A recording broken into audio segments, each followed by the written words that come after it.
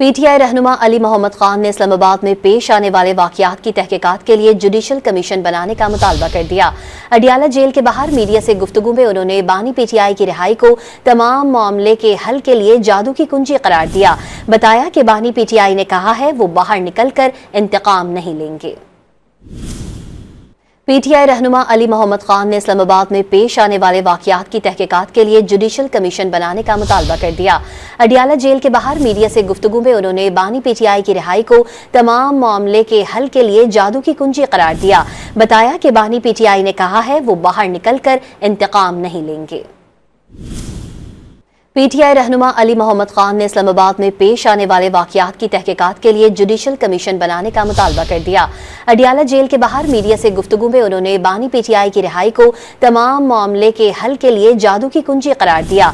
बताया कि बानी पीटीआई ने कहा है वो बाहर निकलकर इंतकाम नहीं लेंगे।